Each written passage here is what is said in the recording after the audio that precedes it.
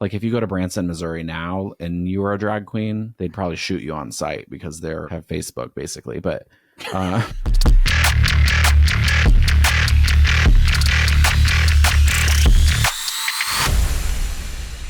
what's up, guys? Welcome back to the number 2 podcast. I'm Glenn. I'm Simi. And this episode is going to be... We got a crazy episode today for you of Hot Topics. How crazy? So crazy. Astronomical. What's the number 1 topics? They're all number 1 on the number 2 pod. What do you want to talk about first? My acid reflux. Oh my gosh. Do you guys have acid reflux? It's so bad. I did not take my acid reflux pill. First, I didn't know there was acid reflux pills for a long time in my life. I've been suffering ignorantly till a doctor was like, just take an omeprazole. It's like, who is she? Who is she? And it's existed for a million years and nobody told me. I was popping Tums like it was candy and it wasn't helping. And you can get prescribed it, even though it's over the counter. It's insane. Prescribe. This episode of the number 2 podcast brought to you by acid reflux. Do you want to eat terribly? Do you want to have Taco Bell? Take an acid reducer for your GERD. Welcome to adulting. The first topic is our favorite TV show ever, Survivor. Are you guys watching Survivor? It's so good. We fell in love with Survivor during the pandemic because there was nothing to watch and we were trapped at home. And Paramount Plus, who does not sponsor this show, but they should because it's all I do, had Survivor Australia. Do you remember that? Yeah. And why can't we watch the Australian show here in America? The rumor is that Jeff Probst, the host of US, who we love, was mad that people liked Australian more. So he was like, it has to be taken down. And where are you getting these rumors from? The internet. And the internet doesn't lie. Never has. Never will. Anyway, if you guys watch Survivor Australia, it's impossible to find. You have to have something called the 10 Play app, which doesn't exist. It's like if there was a way, I would watch it because now I'm behind. But it's like they're a little more provocative in their casting, so it's less like personality. It's a little more personality. You know what I mean? Like it's more like a Netflix show where like they may have been to the casting couch, but like it's good. There's villains still, and then the challenges are like to the death. I mean, they're like drowning these people. Do you remember? I mean, it's the Outback. It's the Outback. I mean, Australia. I expect nothing less. Would you go to Australia? Yeah, why not? I wouldn't. Oh, because like of the death, the deadly animals and insects and yeah, spiders, Jumanji. Like, I'm not going to Australia. It seems like a nice place. Like now, I get why those people are so positive because they're like, you know how like Australian people are like oddly positive. Nar. They are. Nor. Yes, they are. They are. Like if you meet an Australian person, they're always just like so chipper and positive, but it's because it's like they wake up each day and they're like, I have survived, like not getting kangarooed to death. I thought that was Canadians.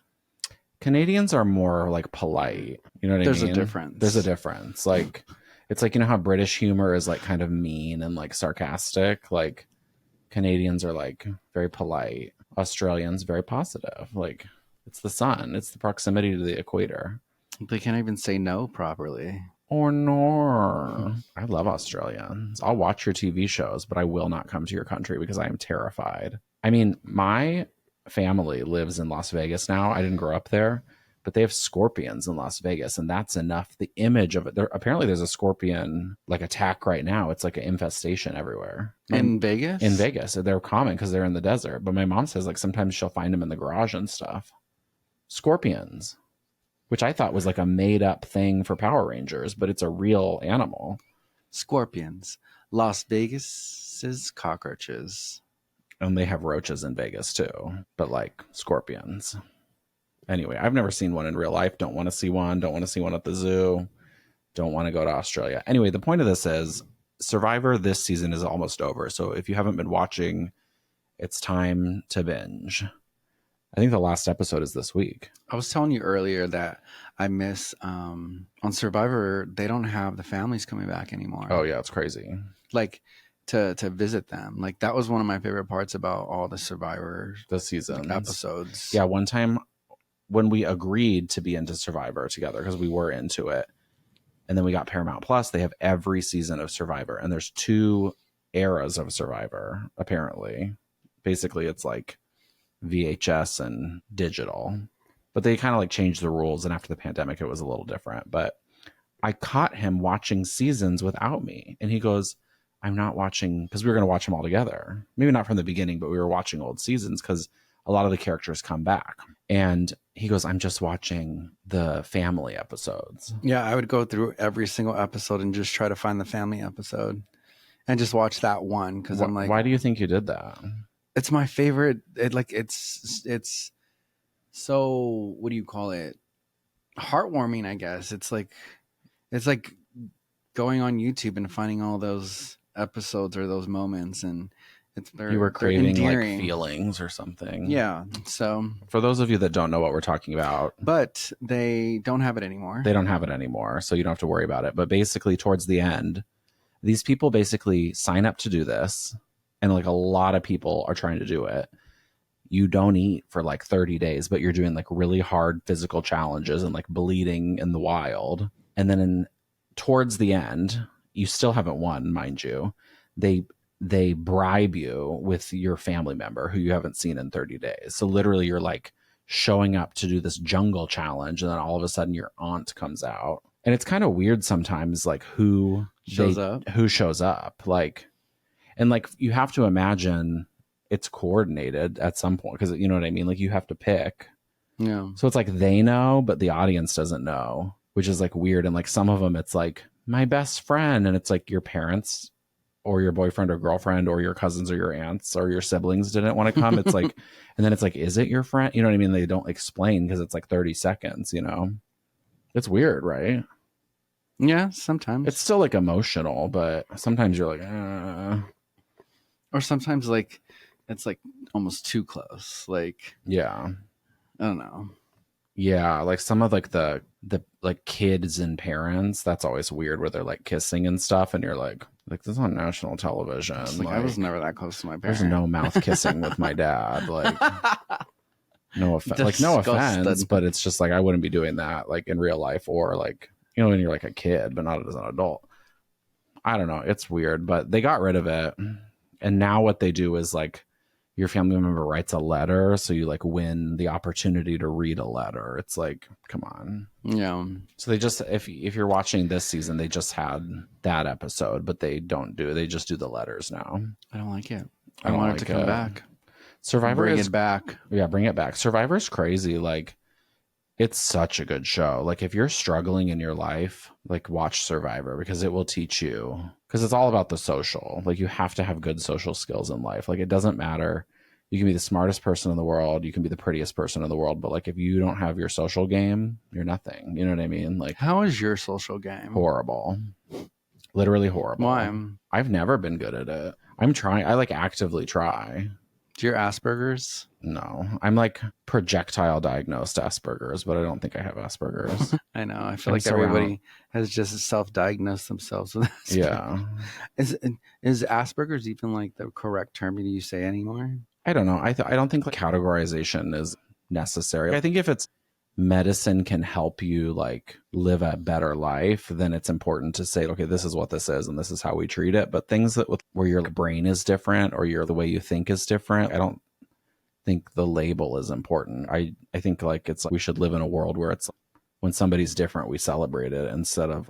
You mean you're not divergent? Well, that's a movie, but and an adjective. But I don't know. It just drives me nuts that it's just people are always saying stuff like that, especially to me. They're like, oh, because you're like this. And it's like, you know what I mean? Like, what if somebody pointed out like what was different about you every single time? Yeah. But people do that. It's crazy. I think when I moved to LA, I was too nice. I think I kind of am. You're too nice. Very nice. You're so mean to me. No. Nice to strangers. Because it's like, I don't know, maybe it was the dance community, but anytime you'd like be super nice to someone, I think just in LA in general, people always have like that social climbing. What can you do for me type of mentality. Yeah. And so I think people are always on the offense. And usually I don't want anything from anybody. I'm just being nice and like saying hi. But like to people in LA, sometimes that seems a little too. Yeah, they don't like it because they've watched Survivor and they think you're trying to get something from them. Yeah. They think it's too like. They think it's your social game. Like, what do you want? Yeah. Like, what are you trying to ask for? It's like, Well, I think I'm just being nice. yeah, I think on a base level, if you're a normal person, you just want to connect and like in my head, it's always just if we were kids, like we would all just be friends. You know what I mean? Like, and it's only like the layer of social media and like social class where it like makes things awkward. Because there are like, sorry, like there are people who like don't think like that. You know, they are like the bully on the playground. Oh, for sure. They're like walking around projecting their trauma on the world and their privilege. You know what I mean? There are bad people. Like they didn't start that way, but yeah, and I understand. It's not like that I'm judging people that they act like that in LA, because LA is a place where, you know, you really do build relationships and you network. But if you don't build that relationship, a lot of people just want to be nice to you because you could do something for them. And so a lot of people are on the defense in LA. People think people in LA are just like mean, but like, no, it's an industry out here of like, you know, so. yeah. It is what it is. Yeah, I never had anybody try and network me. Not one. Because I could do a lot for you. Because I can do a lot for you. #no. Anyway, Survivor's really good. Are you guys watching Survivor? It's so good. I think the final episode's this week. I don't know who's going to win. Or maybe there's 2 more. I don't know. It's hard to tell these days with TV. It just goes on and on until it's over, and then they like leave you wanting more. Would you apply to be on Survivor? No. Why not? I don't know if I'd love to watch it, but I don't necessarily want to do it. Yeah, it's the starvation. I think I'd get canceled just because I'd be that person. You're so mean. I'm not mean, but I don't know. Sometimes. Yeah, but you couldn't go in with that attitude. You could just go in being like, I'm going to be myself. Like, and the edit will help you. They're not going to put like a real villain on TV. Or I'll just blame it on the edit. Yeah, and then like if you get canceled, it doesn't matter. It's not like anybody's going to care once you're off the show. No, I'm kidding. I don't know. I probably just do it for like the weight loss training. Oh my God, you're so vain. Just kidding. But I don't it's know. Such a good show. The other show. Would you? I would apply to be on Survivor. It's hard though. I've gone to the website. You have to submit all this stuff, and then it's like when I go to the website, I don't have it. You literally have to like do a whole video thing. It's like has to be professional. You have to have like put your story and your plea. And I don't think I have a good enough story to get on. You know, I can't be like, oh, I'm a gay kid from Kansas and life has been hard. Like nobody wants to see that on TV. You know what I mean? Like, and then when I'm on the show, I'm just going to be complaining the whole time because it is miserable. Like they don't want people like that. They want people that are like, yeah, I mean, they want like, just don't go on and like quit though. I hate those people. No, I wouldn't quit. I would win, but I would get voted off because I would be too annoying. Like I would be on the show. Some people would like me and think I'm funny. Most people wouldn't get my sense of humor. And then there would be like some straight guy that was like, I feel like get rid of Glenn. You're lying just because I feel like you're hilarious. Half the time when you do make friends, you have people eating out of the palm of your hand. But like, I think you in general, you just don't like but then being around a lot of people. But then they view you as likable on the show. And then they're like, he's a threat. He'll win if he gets to the end because he's so funny. So it's like, you have to go on Survivor and basically be like, not be yourself, but be yourself because that's how you get cast, you know? Because if you go on and you're like really funny and it's like, everybody likes Glenn, like it's a target on your back, you know? Well, then you play the game. You throw a wrench in there somewhere and if you're lucky, you make someone cry. If you're lucky. I mean, I'm not finding an idol. I'm not touching spiders and ants. Like I'll look, but I ain't digging. Like when you see people with a stick, that would be me. But even then, like, I don't know. I mean, when you're on there, you have to find the idol just for the experience.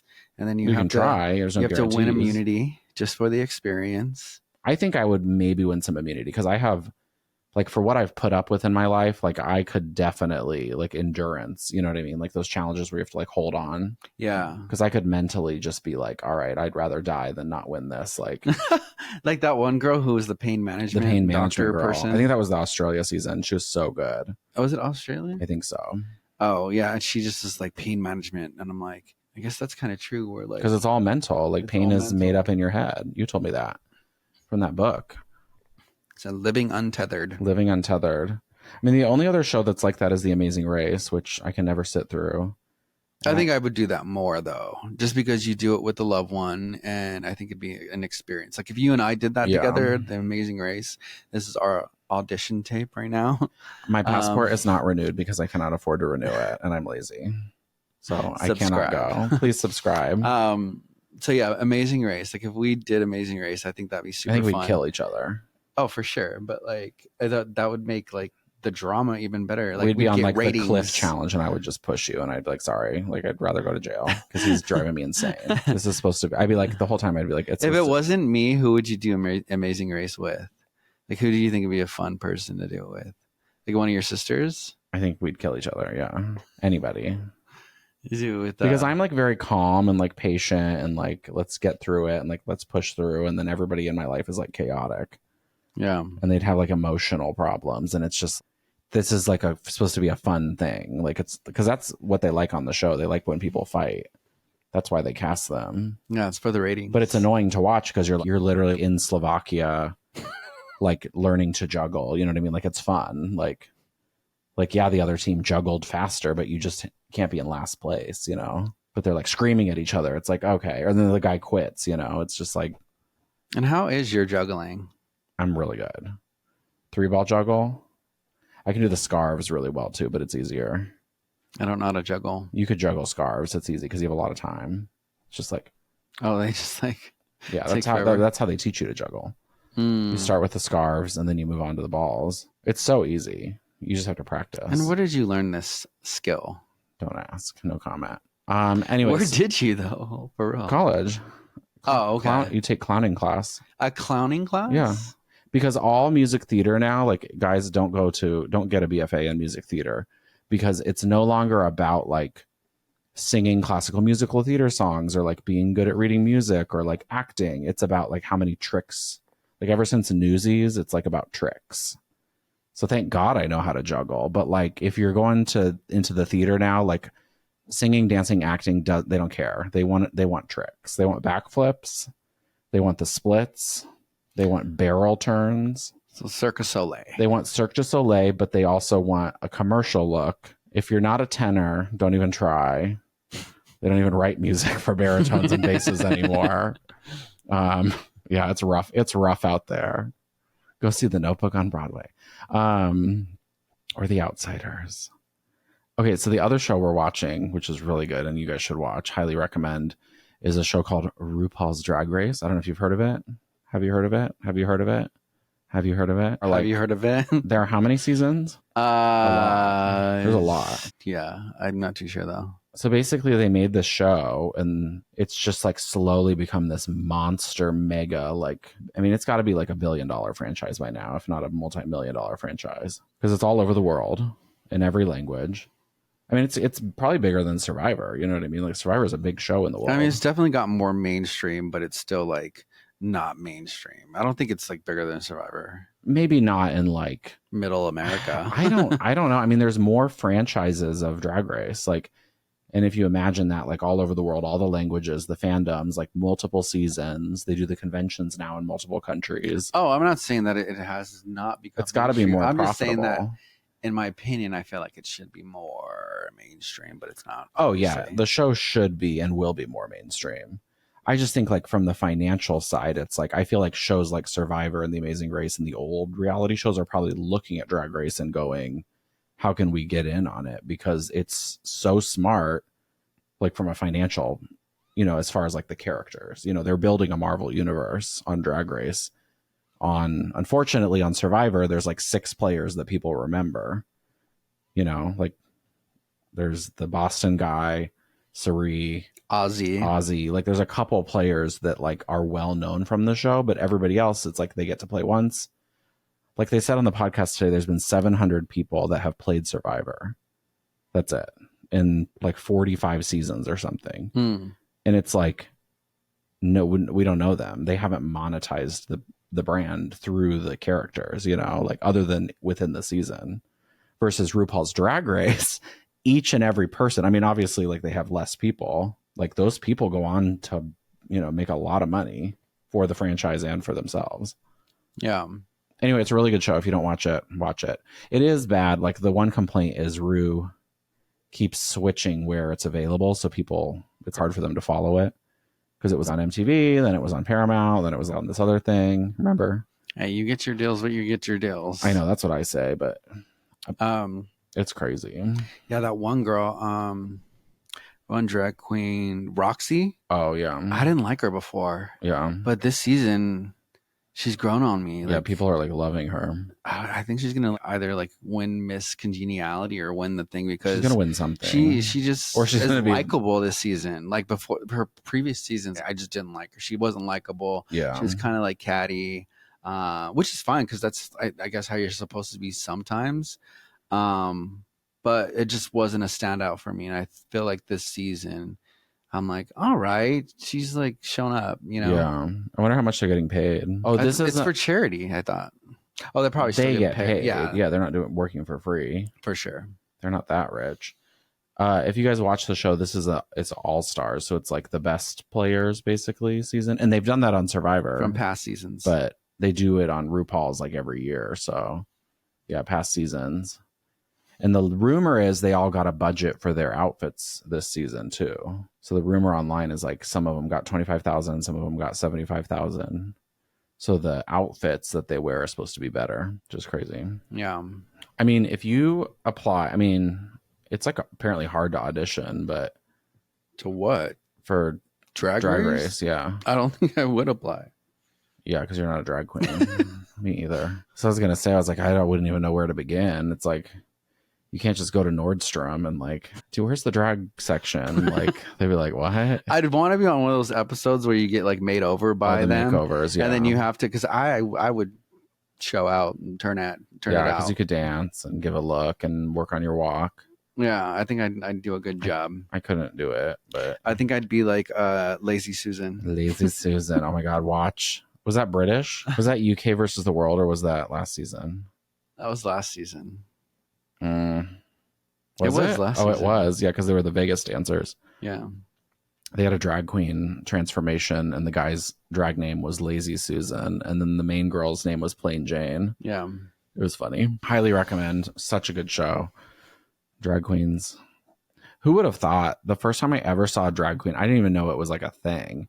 I had seen female impersonators in a place called Branson, Missouri, which is not like if you go to Branson, Missouri now and you are a drag queen, they'd probably shoot you on site because they're have Facebook basically. But and I don't know what's going on. I find it hard to believe the people. I grew up in the Midwest. I find it hard to believe that they actually believe the things that the media says they believe. I mean, they're voting that way, so they must believe it, but it's a little weird to me because they're like nice people. I don't, you know what I mean? Like it's hard for me to believe they wake up in the morning and but you know, the religion is evil. Anyway, it's a different topic for a different podcast, but that's where I first saw female impersonators, and I didn't realize that was drag because I was like into theater in high school, so that was kind of drag, but not really. Like, you know what I mean? Like, it's kind of weird. But anyway, so and then I lived in Chicago, and I got invited.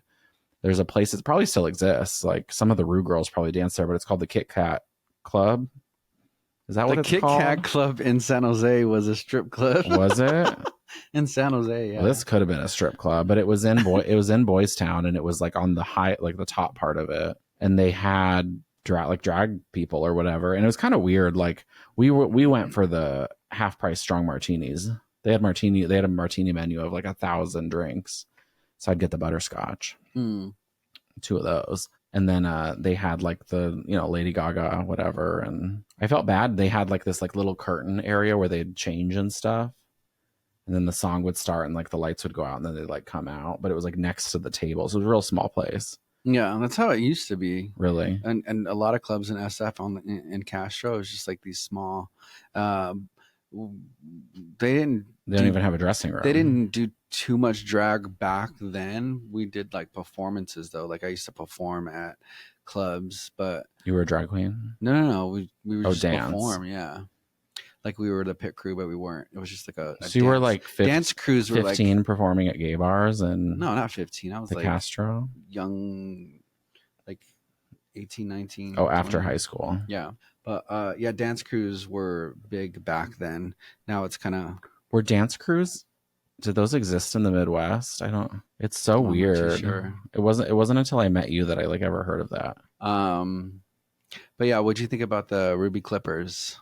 The Ruby Snippers. Snippers, that's what it was. That was hilarious. I love how campy it is. They have to give people something, you know what I mean, to make it interesting and like funny. The other thing is like if you guys watch Drag Race, obviously it's produced, you know what I mean? Like, and they get to probably do multiple takes for the jokes, but like if you have a bad sense of humor, like, or if your sense of humor is like still from Seinfeld, you should watch RuPaul's Drag Race because it helps you be better at yes and improv because they're so funny. Like, yeah. They basically, if you don't watch the show, they like walk in, there's like a theme. It's a category is what they call it. And RuPaul will be like, category is like, what's one of the categories? Like same color, monochrome or whatever. Well, that was the category this week. And then they all have to like do the outfit. And I think they can like do it before. It's not like they have a couple hours, you know what I mean? I think they get the categories before they go to the show or whatever. But anyway, so they walk down a runway. You guys know what a runway is. I've never been to a fashion show. I've been to one fashion show in college. It was a long time ago. Have you ever been to a fashion show? Yes. Where? Like at Dillard's? JCPenney? It was like a real fashion show. Yeah. Where? In LA. Oh, wow. For what? You know, they do have LA Fashion you did Week. go to that. That's crazy. I don't know. The one I went to, I was like, this is that? It was like college designers. I performed at one too. Dance? At a couple of them, yeah. That's crazy. I used to dance. We old now. I mean, the dream. What are we talking about? Drag. Oh, like just the witty humor. Okay, so they walk down the runway and then the judges, RuPaul, they make these jokes and they're so funny. Like, yeah.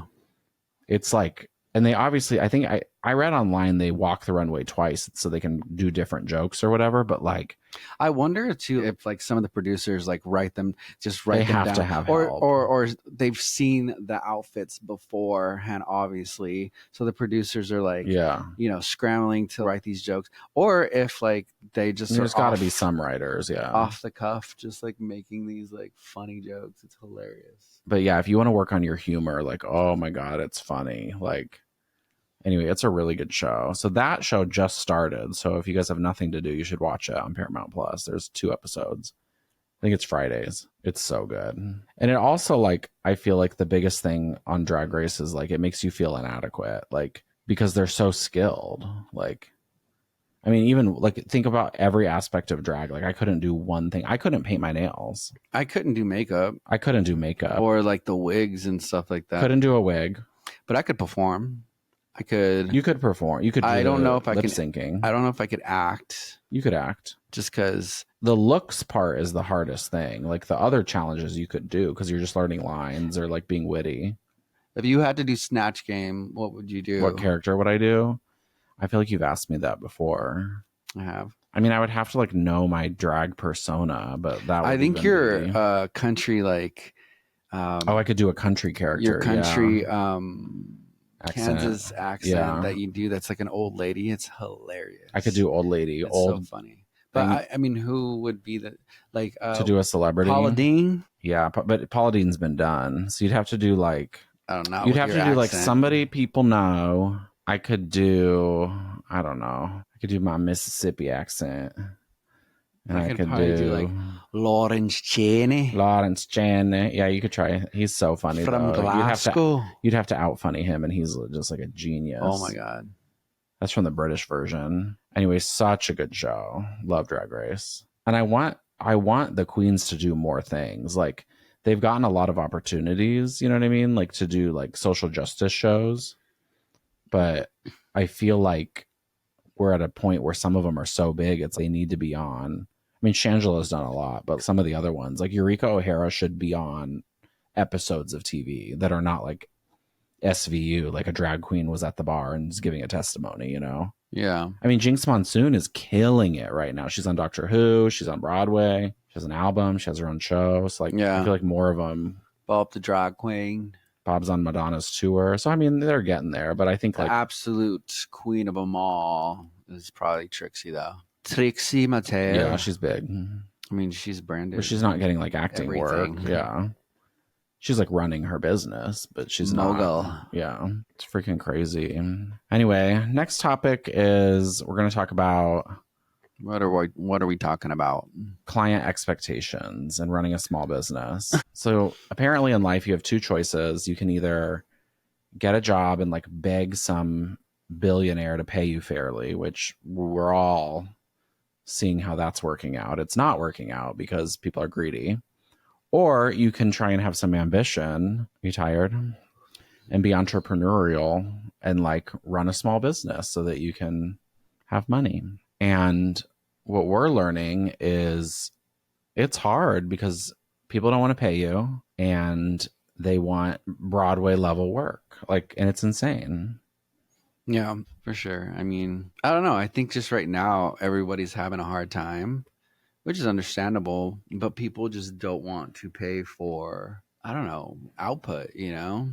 It's crazy. Well, it's amazing, like the value, like how work is valued versus how like goods and other services are valued and like how marketing plays into that. It's like people are willing to spend $150 to go to the Cheesecake Factory for an hour. You know what I mean? Like, and that's basically killing you because it's horrible food for you. It's delicious.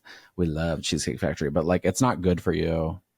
You know what I mean? Like, and Unless it's you're ordering off the skinny unless menu. you're getting Skinnylicious menu items, and even then, what's why'd you even go? Unless you're getting cheesecake. But then when it comes to like paying for skilled labor, they want to like nickel and dime you for something that is like an investment in your business. You know what I mean? Like that's Yeah. what's so crazy. And you have to obviously like market to your customer and say, hey, like this is my value. Yeah, well, right now I'm at the point to where I am just setting that line, you know, like I just Yeah. know my worth and my output that I put out, and also Yeah. the workload that goes into it. Because I've been in those situations where I'm like, oh, it'll be $500 to do, you know, pre-production, the production of it all, the editing of it all, and just distribution of some type of like creative like endeavor. And then you're just like, oh God, that was like so much work for nothing. Yeah. And they're like, that You know? was so expensive. And you're like, that didn't even cover like Adobe. You know what I mean? You're like, I didn't even make a penny and I did all of this work for you. Like, I mean, it's Yeah. crazy. It's like So astronomical. just setting that line now for me, Boundaries. because you know you've done those projects, or at least I've done those projects in the past where you've shown you've done it for nothing, and but you've shown like this is what I can do. I'm pretty amazing. Yeah. And since you've done that, and you know you have the work out there to show what you can do. Now it's about just setting the, you know, your prices and what you actually charge, and you can show examples of your actual work. It's like And then learning to say no. yeah, and then so it's just like just I think it's about like learning to say no and setting that boundary. Having firm boundaries. Yeah. Yeah. And just like moving forward, like if you can't, you can't, and that's fine, because you know damn well if you take that job for $500 or something like that, it's just gonna, I mean, yeah, it's not gonna be worth it. It's never worth it.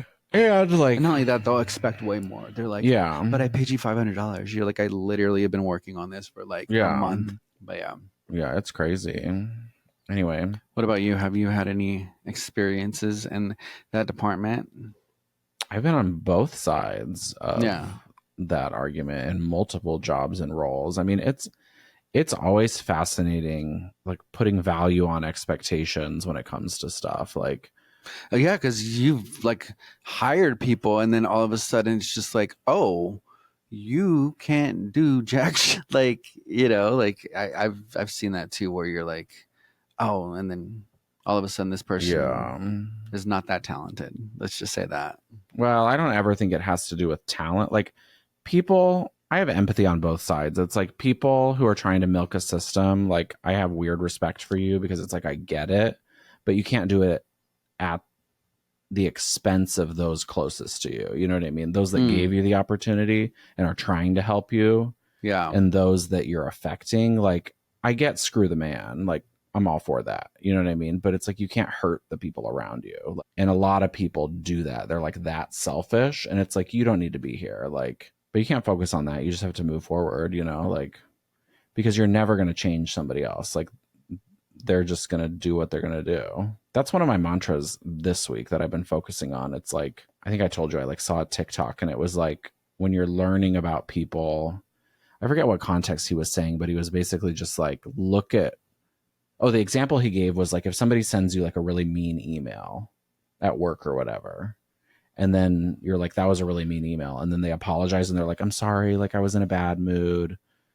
you know, it won't happen again, whatever. Like anybody that does stuff like that, like it will happen again because all behavior is repetitive with humans. Like, so it's like when people show you who they are, believe them. Like, Yeah. I think Oprah said that, but it's like you really have to like look at it and be like, okay, or in your example, it's like you're not going to pay me what's fair for what I'm delivering. Like, then I can't hope that next time you're, you know, because people will do that. They'll say like, I'll pay you $500 for this job, but I'll pay your full price like for the rest of them. You know what I mean? Like, Oh my God. they're not The going amount to of like, times I've been in that situation where it's just like, and instead you show me what you can, like, that you're really gonna blah blah blah, and then I'll pay you what you're supposed to be paid like later on. I'll give you 3 months to show me, and it's just like, the out of here. No, but then those people I mean, are showing you who they are. Yeah, and if I like, you know, on the other side, how we talked about like you pay someone and then they don't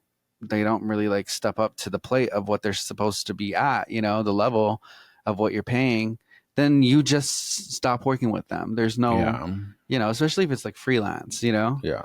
But like on the other hand, like if I'm doing like output that is just like amazing, you know, obviously what I'm originally charging that you think is too expensive, you're gonna feel fine paying me that because you just know that it's gonna be worth it. It's an investment in their business and you're solving a problem for them. Like if they want to go on Fiverr and pay $20 for some random editor, and that's the like, argument that I get sometimes. Just like, well, go do it. I went on Fiverr, and it's just like, well, go on Fiverr. Go on Fiverr. Why are you talking? If that's how much you value the marketing of your business, like I bet you your business isn't going to be around that long. Like, and that's fine. Like you're going to learn that lesson. I'm on Upwork as well, so.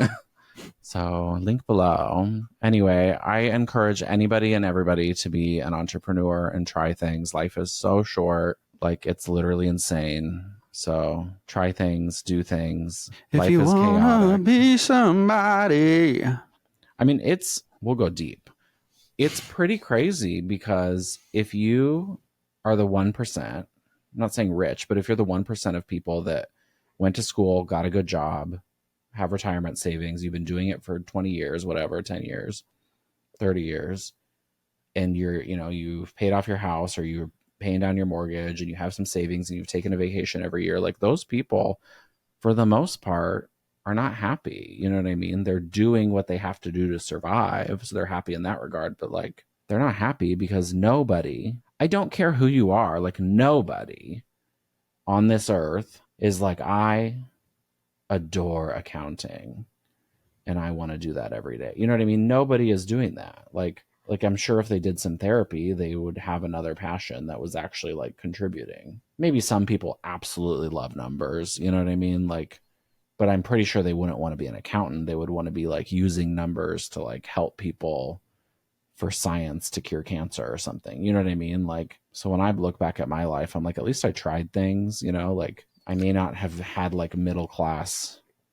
comforts, but like I tried to live an extraordinary life, you know, like this is Mental Health Awareness Month, brought to you by the Number 2 Podcast. Resources below. This has been another episode of the Number 2 Podcast. Don't forget to subscribe and like and comment. We appreciate your comments. Some comments have been submitted not via comment, but via text or audio, and they say that this podcast is not long enough. So if you guys give us some good topics, then or some money, we will do longer episodes. And if you're watching this podcast while you're cooking or doing other chores, are you really watching the podcast? Or are you just listening in the background? And can I have the breads? Because I want them. Or the chicken or the rice. Thank you. And it needs a little bit more salt. For America. And Joel, I will go to the Michelada Terria with you later. And hopefully they'll have the pancakes this time. Amen. Cut.